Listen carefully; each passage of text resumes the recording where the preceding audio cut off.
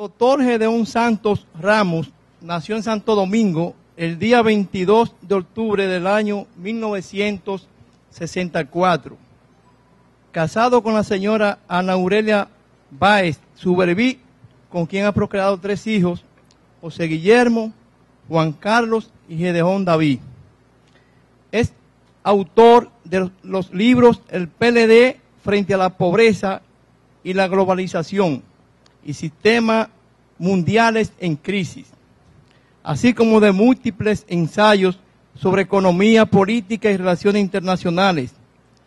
Además, es licenciado en comunicación social y ha realizado estudios de posgrado y maestría en economía y relaciones internacionales.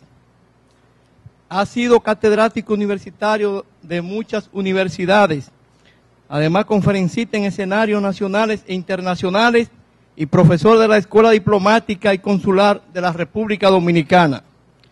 Como periodista ha sido columnista de varios periódicos en los que ha publicado decenas de artículos de investigación y de interés general, así como panelista e invitado de múltiples programas de radio y televisión.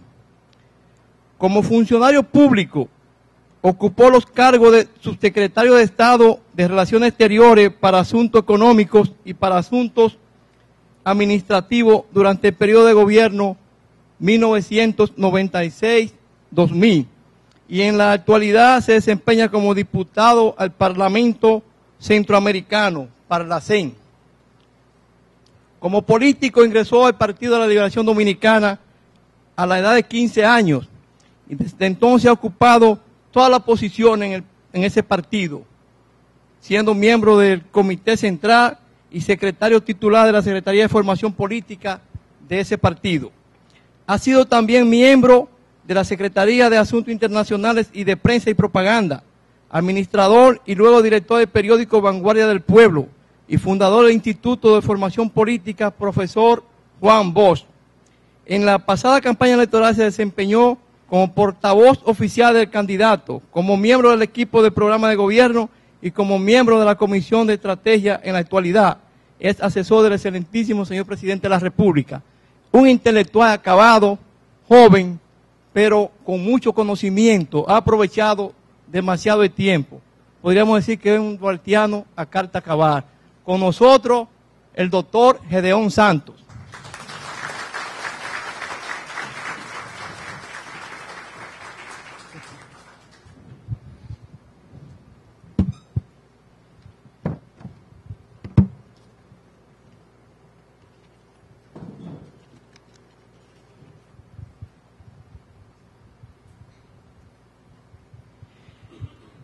Muy buenas noches, ingeniero Rafael Fernández, licenciado Luis Vargas, Juan Castillo, Nuris Matías, Pedro José Gris y Joel de la Cruz, que me acompañan en la mesa de honor. Buenas noches, estudiantes, amigos, personalidades que nos visitan esta noche. Nosotros hemos subtitulado esta conferencia como exportar el gran desafío dominicano.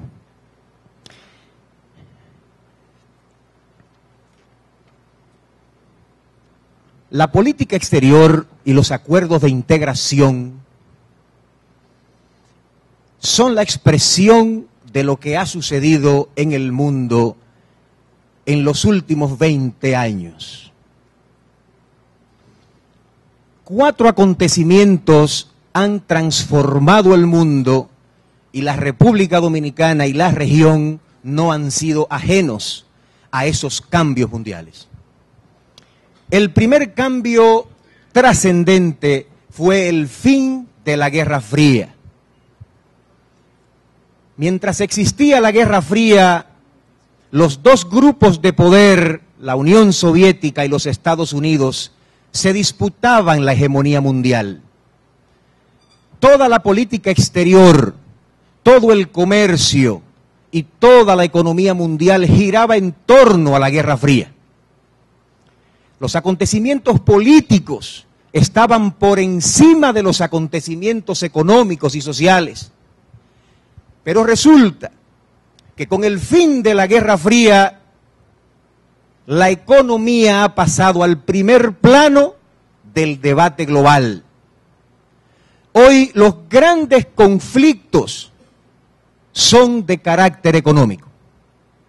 Y quizás lo mejor que ha sucedido con el fin de la Guerra Fría es que de un mundo bipolar, donde dos superpotencias se disputaban la hegemonía planetaria, hoy tenemos un mundo económico multipolar, donde han surgido una cantidad de países emergentes que están disputando la hegemonía global. Estados Unidos, por ejemplo, para 1950 representaba el 48% del Producto Interno Bruto global.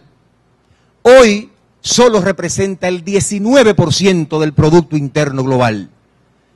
Han surgido potencias regionales como China, Brasil, la India, Sudáfrica, los llamados países BRICS, que están jugando como jugadores globales de importancia en la escena planetaria.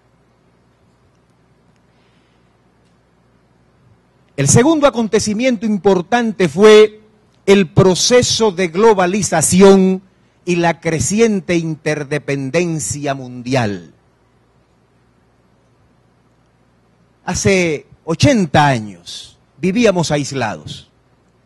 Los acontecimientos eran rutinarios, lentos. El Estado tenía el control total de sus fronteras nacionales. Pero ¿qué ha resultado? Que las fronteras en el siglo XXI y con el proceso de globalización están mal dibujadas. Hace apenas 50 años, si usted quería pasar dinero por una frontera, el agente aduanal lo paraba y le decía: no puede pasar ese dinero, porque el Estado tenía el control absoluto de lo que pasaba en sus fronteras. Pero ¿qué sucede con la globalización? Que desde una computadora personal, desde su casa, usted puede hacer una transferencia de dinero a cualquier parte del mundo sin que el Estado se dé cuenta. Y a partir de aquí tenemos una crisis del Estado Nacional y un resurgir de la independencia y de la interdependencia global. Ningún país en la globalización puede decirse que es exactamente independiente o autosuficiente. Todos, por ricos que sean, tienen un nivel de interdependencia del resto del mundo. 20 años, 10 años de guerras en Vietnam demostraron que ni siquiera una potencia como los Estados Unidos eran capaces de imponer su hegemonía a un diminuto país como Vietnam. Hoy hasta las superpotencias son afectadas por el comercio, el narcotráfico, las migraciones y por supuesto por el comercio. Y países pequeños como la República Dominicana son más que dependientes, interdependientes de la economía global y de los flujos internacionales. El otro proceso importante mundial fue la explosión tecnológica. Y por supuesto, la explosión tecnológica se expresa en cambios radicales en el capitalismo que han generado nuevos paradigmas para entender la producción, la economía y el comercio. La principal característica de la economía del siglo XXI es la economía del conocimiento y la información. El símbolo del siglo XX era el carro. Un carro del siglo XX tenía 80% de materiales físicos y 20% de tecnologías.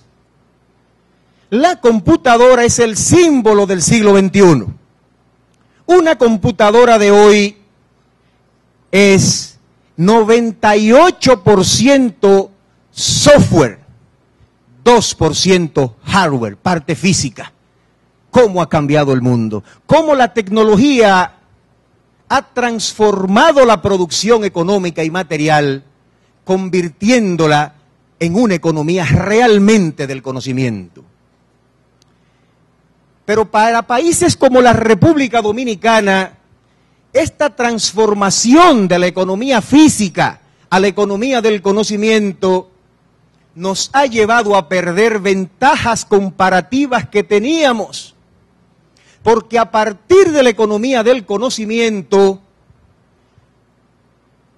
ya no tiene importancia y poco valor el tener tantos recursos naturales como tenemos. Porque lo que le agrega valor a la producción y al comercio es la tecnología. Si usted no le agrega valor, entonces usted va a perder y a empobrecerse en un mundo global. Vamos a ponerles el ejemplo del oro. Ahí estamos sacando lingotes de oro ya todos los meses para exportación. Pero resulta que ese oro lo toman los suizos y joyeros profesionales convierten ese oro dominicano bruto en joyas valiosas que aumentan hasta 70% su valor. Es decir, nosotros tenemos los recursos naturales, pero no somos capaces de agregarle valor, conocimiento, información, y por lo tanto nosotros nos llevamos la tajada más pequeña del comercio del oro a nivel mundial. A partir de este acontecimiento de la revolución tecnológica, ningún país podrá ser competitivo ni exportar si no es capaz de agregarle valor a su producción. Y el valor se agrega a partir de la ciencia que se aprende en las escuelas y en las universidades. El otro acontecimiento mundial que ha cambiado el panorama y el pensamiento sobre este tema de la política exterior y de la integración es la crisis ecológica global. La gente no relaciona mucho este tema de la crisis ecológica porque cree que la lucha ecológica no es más que de un grupo de fanáticos que aman el medio ambiente y que viven molestando con este tema. Pero resulta, amigos y amigas, que ni Carlos Marx, ni Adam Smith, ni David Ricardo, ni ninguno de los padres fundadores de la economía pudieron prever que la naturaleza no aguantaría por más tiempo el embate del crecimiento industrial. Siempre se pensó que la naturaleza era ilimitada y que podíamos seguir depredando el hierro, depredando el cobre, porque eso era ilimitado. Pero ahora hemos aprendido que los recursos naturales son agotables, que llegará el momento en que se nos agotará el petróleo, se nos agotará el hierro, se nos agotará la bauxita. ¿Y cómo vamos entonces a producir los carros, las lavadoras, las sillas, las cámaras, cuando se nos agoten los recursos naturales? Esa es la pregunta del millón en el siglo XXI. Algunos dicen, bueno, tendremos que crecer hacia Marte, hacia otro planeta, porque al final se van a agotar. Pero lo que hemos aprendido sí de la crisis ecológica es que necesitamos una transformación de la producción para agregarle valor científico y cada vez disminuir la aplicación de recursos naturales brutos. A partir de aquí hay una crisis en la teoría económica del crecimiento. Por muchos años se nos dijo que la clave de una economía era crecer. Y todavía evaluamos el éxito de una economía a partir de cuánto crece cada año. Ustedes ven los informes del Banco Central o de los organismos multilaterales Y lo primero que aparece es cuánto creció esa economía. Eso se llama medir cuantitativamente nada más el éxito de una economía. Pero resulta que en el siglo XXI, además de lo cuantificable, está lo no cuantificable, lo no tangible, que quizás es más importante. Por eso se ha incluido el concepto de desarrollo humano, para determinar que la riqueza de un país no solo está en el crecimiento físico, sino también en el crecimiento de sus ciudadanos, especialmente en el ciudadano que aprende, que se desarrolla, que estudia. Para mí, estos acontecimientos mundiales han cambiado la mentalidad, la forma de ver el mundo, la forma de ver la economía. Y esto ha obligado a que los países nos integremos. ¿Por qué se integra un país con otro? ¿Por qué hacemos acuerdos de libre comercio, acuerdos de asociación? Lo primero es que países como los nuestros, pequeños, con un mercado insuficiente, no tenemos el poder para influir en la agenda global ni en el comercio mundial. No podemos crear economías de escala. Esto significa que si, por ejemplo, a alguien de ustedes se les ocurriera vender helados, comienza por la provincia donde lo hace y al poco tiempo copa el mercado nacional porque es muy pequeño. Y cuando usted copa el mercado nacional, ¿hacia dónde va? ¿A quién le va a vender? Si no tiene a quién venderle, se estanca su producción, entonces no puede generar empleos, no puede generar divisas, porque el mercado es muy pequeño. Esa realidad de un mercado pequeño nos obliga a algo: exportar. Porque exportando nosotros expandimos la capacidad de producción a otros millones de habitantes. Por ejemplo, con el Tratado de Libre Comercio con Centroamérica, de 10 millones de consumidores que tenemos, se ha expandido el mercado dominicano a 40 millones de consumidores. Con el Tratado de Libre Comercio con Estados Unidos, a más de 300 millones de consumidores de altos ingresos. En segundo lugar, no podemos producir todo lo que consumimos. Y como no podemos producir lo que consumimos, tenemos que importar. Pero resulta que para importar necesitamos dólares. Esa cámara no se produjo aquí. Hubo que buscar dólares para importarla. Pero ¿de dónde vienen los dólares? Resulta que los dólares de las importaciones deben venir de las exportaciones. Por eso la clave para nuestro desarrollo económico como nación pequeña está en exportar. Yo he acuñado la frase de Fidel Castro que decía patria o muerte en Cuba. Y yo digo aquí, exportar o morir en la República Dominicana. Porque si no aprendemos a exportar, la pequeñez de nuestro mercado va a detener en un momento nuestro crecimiento y nuestro desarrollo económico. Tercer lugar, vivimos en un mundo de gigantes.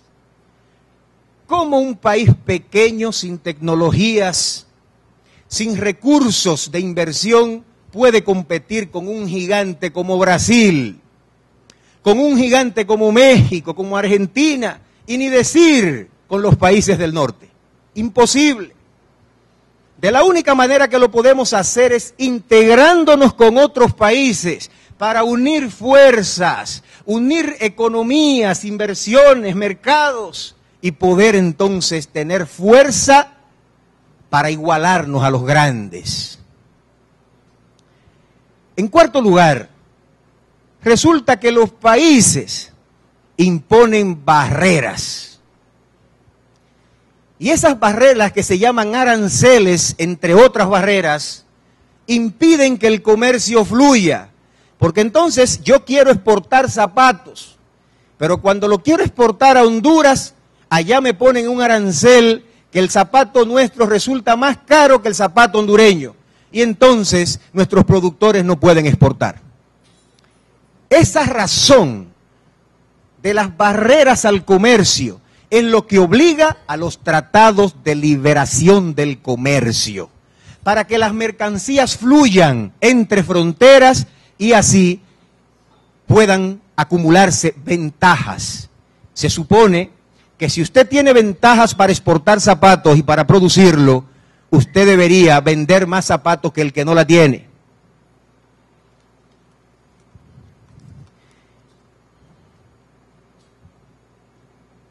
Si no nos integramos, no tenemos opción en la globalización y en la interdependencia mundial. A partir de aquí, la República Dominicana ha iniciado un paquete de tratados y de acuerdos de integración desde 1998 que hoy estamos ejercitando y que necesitamos mejorar. En esos procesos de integración que hemos iniciado, de entrada han estado llenos de problemas y de conflictos. El primer problema de la integración dominicana es que la hemos hecho de manera defensiva, no de manera proactiva, sino para defendernos, no con un plan, sino porque nos arrastra una corriente. El segundo problema es que hemos hecho la integración por esnobismo.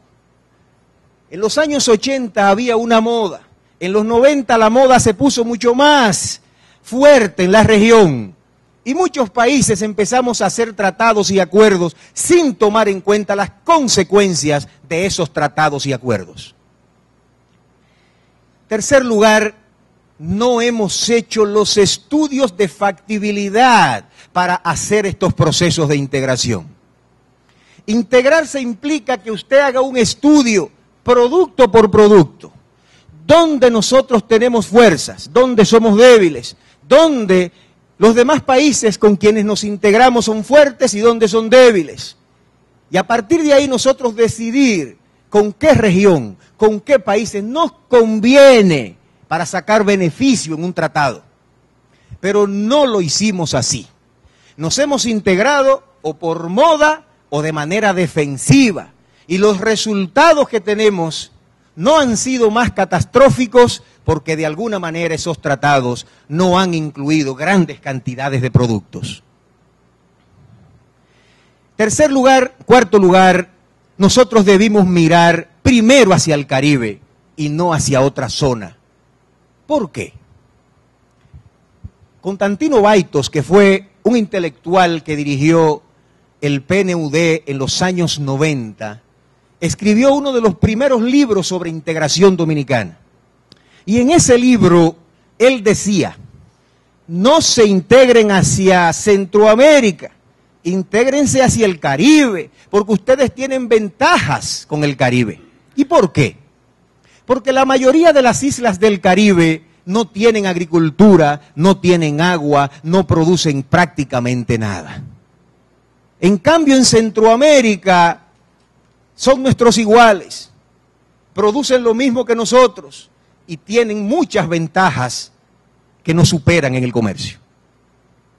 Pero nosotros nos integramos primero a Centroamérica y luego nos integramos al Caribe y no hemos sabido sacarle beneficios ni al Caribe ni a Centroamérica.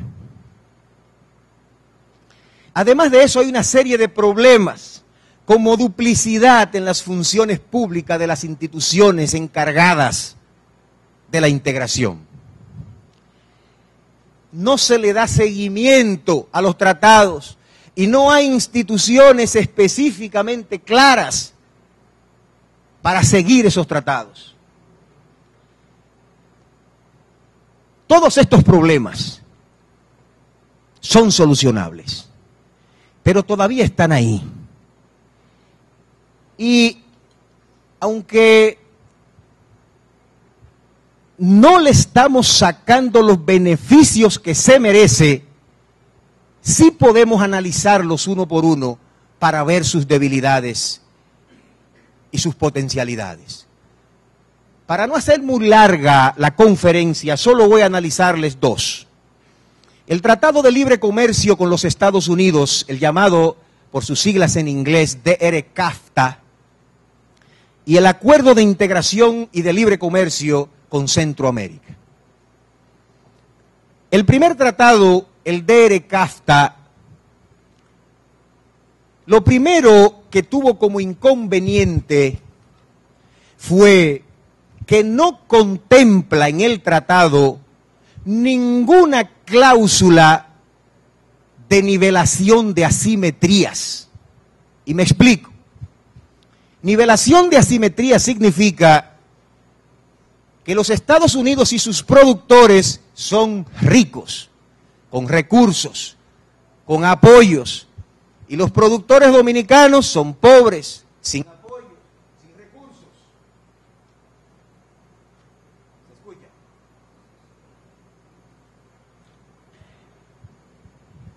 ¿Qué resulta? Que integrar ricos y pobres, si no hay mecanismos que ayuden a nivelar las asimetrías, el grande termina ganando en la carrera por el comercio.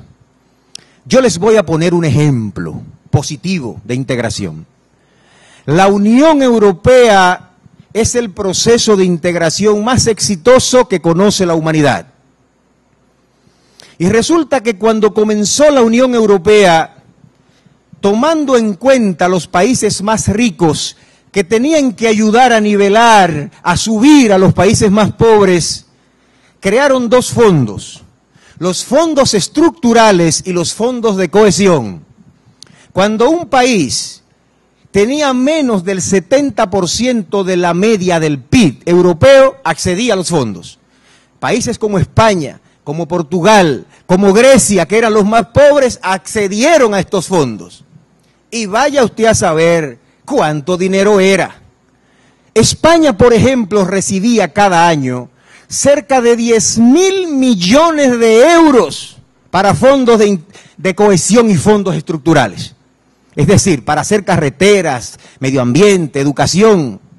Resultado, España se ha convertido en una potencia mundial y en un país del primer mundo después que se integró a la Unión Europea, gracias a los fondos estructurales y a los fondos de cohesión que se contemplaron en el tratado. Claro, los líderes del tratado, Francia y Alemania, tenían la conciencia plena de que si los más pobres no subían de nivel, ellos no tenían a quién venderle. Y que mientras más ricos fueran los pobres, mejor mercado para Alemania. Pero resulta que en el Tratado de Libre Comercio con los Estados Unidos no hay una sola cláusula de nivelación de asimetrías. Por lo tanto, lo que vemos es que desde la entrada en vigor del tratado, nosotros estamos perdiendo en el comercio. Los productos norteamericanos están invadiendo la economía nacional y nosotros no hemos podido invadir la economía norteamericana con productos dominicanos.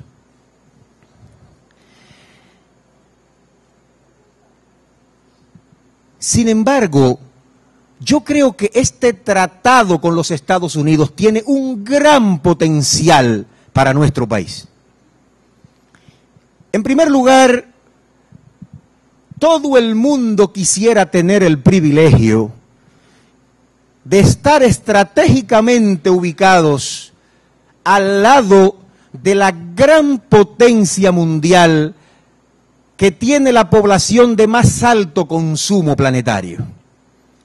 Todos esos países africanos, asiáticos, nos envidian porque quisieran estar tan cerca de Estados Unidos para acceder a ese mercado de consumidores de altos ingresos. Y yo pienso que el tratado nos ayudaría a nosotros acceder a ese mercado que todo el mundo quiere.